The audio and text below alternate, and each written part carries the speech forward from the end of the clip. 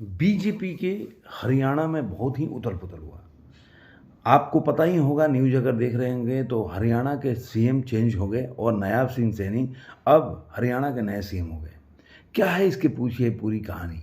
ये लोग जानना चाहते हैं। आज मैं बताऊँगा कि इसके पीछे मेरे देखने से क्या स्ट्रैटेजी रहा है बीजेपी का और क्यों उन्होंने चेंज किया। लेकिन उससे पहले अगर आपने मेरे चैनल को सब्सक्राइब नहीं किया तो सब्सक्राइब ज़रूर करें। दोस्तों के साथ, रिलेटिव सगे संबंधियों को वीडियो को शेयर करें, लाइक करें और कमेंट करते रहें।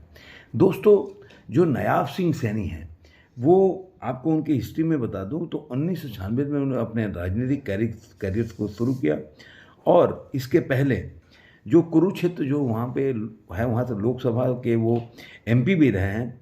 उसके पहले वो श्रम की स्थायी समिति के सदस्य भी हैं और आरएसएस में वो काफ़ी दिनों से आरएसएस में काम कर चुके हैं। तो नायब सिंह सैनी जो आरएसएस से भी जुड़े हुए हैं और बोला जाता है कि मतलब वो काफ़ी जो अपने मनोहर लाल खट्टर जी हैं उनके काफ़ी करीबी रहे। बीजेपी किसान मोर्चा में भी काम किया है उन्होंने। तो इस तरह से देखा जाए तो बीजेपी से काफ़ी जुड़े हुए हैं। ऐसी उनके संगठन से भी काफ़ी उन्होंने संगठन में काम किया है। अब एक सवाल ये उठता कि नायब सिंह सैनी को अचानक से क्यों उनको सीएम बनाया गया और मनोहर लाल खट्टर को क्यों हटाया गया।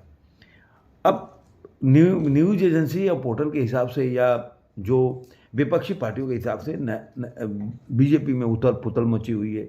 वो तो बोलना है, उनका काम है, क्योंकि उनको जब आपके पास मैटर नहीं होता है, कुछ बोलना नहीं होता तो बोलते हैं। विपक्षी दलों का काम होता है, उसमें अपने को जाने का नहीं है।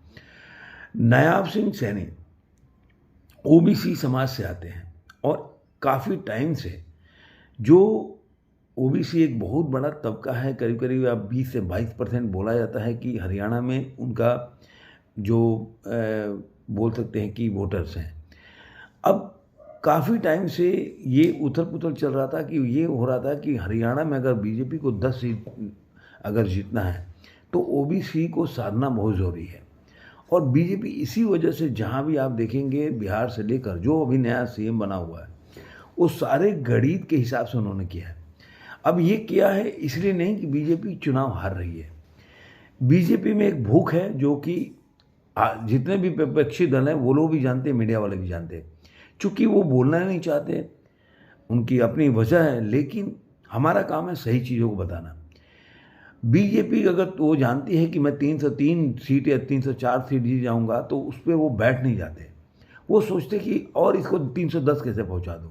अगर 310 जीत सकते तो 340 क्यों नहीं जीत सकते। तो इन चीज़ों पे काम करते हैं, उनको जीत का भूख है।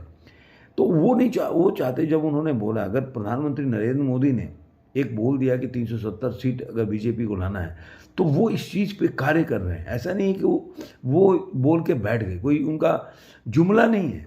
आप देखिए तमिलनाडु में जहाँ बीजेपी नहीं है वहाँ अन्नामलाई जो है उनका एक पैठ बढ़ता जा रहा है, जिसकी वजह से हो सकता है बीजेपी आजकल नरेंद्र मोदी बहुत ज़्यादा फोकस कर रहे हैं साउथ में, जिसकी वजह से अन्नामलाई की अगर देखा जाए तो 4 से 5 सीट तमिलनाडु से लेके आ सकते हैं, ऐसा लग रहा है।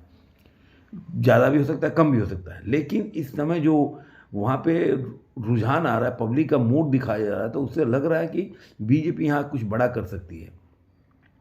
इसके अलावा उन्होंने जो पवन कल्याण के पार्टी के साथ साउथ में तेलंगाना में बोल सकते हैं, आंध्रा के नियर में उन्होंने जो नायडू साहब हैं उनकी पार्टी के साथ जो गठबंधन किया उसके साथ भी उनका जो सीट शेयरिंग है वो फ़ायदा होगा।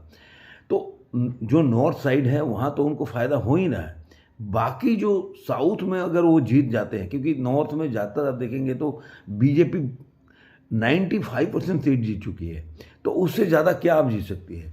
तो अगर 370 के आंकड़े के पास जाना हो या क्रॉस करना है, उसके आसपास रहना है, तो साउथ में कहीं ना कहीं आपको घुसना पड़ेगा, या जहाँ पे आपके सीट शेयरिंग कम है वहाँ पे कहीं ना कहीं बढ़ाना पड़ेगा। जैसे बंगाल हो गया, उड़ीसा हो गया, यहाँ पे बीजेपी उस तरह से परफॉर्मेंस क्लीन स्वीप नहीं कर पाई जैसा कि बाकी जैसे राजस्थान, छत्तीसगढ़, मध्य प्रदेश वगैरह में की थी, वैसे नहीं कर पाई।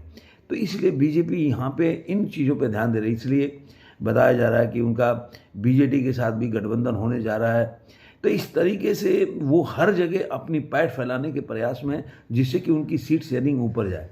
अगर हरियाणा में ही जो पहले से कुछ लोग नाखुश थे, तो अगर 10 सीट उनको जीतना था, उनको लग रहा था कि 10 सीट जीत सकते हैं, तो इस तरीके से वो हरियाणा में उनको कास्ट कम्युनिटी को साधना बहुत ज़रूरी था, क्योंकि जाट के साथ साथ ओबीसी समाज से बहुत लोग आते हैं, जिसकी वजह से बीजेपी अगर साथ पाए तो वो बहुत बड़ी बात होगी। अब अगर मनोहर लाल खट्टर को अगर वो हटाते तो फिर मुझे ऐसा लग रहा था कि जिस तरह से, मेरा ऐसा मानना है कि गलत बात है, क्योंकि मनोहर लाल खट्टर के वो करीबी हैं।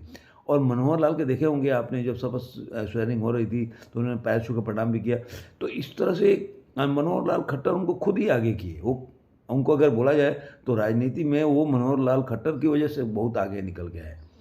तो ये बीजेपी का अपना गेम प्लान है, वो पहले से आया। एक दिन में कोई नहीं होता है कि आपने एक दिन में कोई समस्या आ गई और जे के साथ आपने चौटाला, दुष्यंत चौटाला की पार्टी से अलग हो गए। ये जो पूरा कयास है, जो पूरी प्रक्रिया, जो उनकी पूरी जो जितना भी उन्होंने ये सब किया, वो बहुत पहले से चल रहा होगा। क्योंकि इतना टाइम, मतलब आपने दिन में देखा होगा सरकार जो गिर रही है वो शाम तक 5 बजे होते होते दूसरी सरकार बन गई। तो ये पूरी स्ट्रेटेजी के साथ इन्होंने किया, क्योंकि उनको अपने जो बीजेपी का लोकसभा का काउंटिंग है 303 से ऊपर लेके जाना है। आपको ये वीडियो कैसा लगा जरूर कमेंट बॉक्स में बताइए। फिर मिलेंगे ऐसे ही किसी वीडियो में, तब तक के लिए धन्यवाद।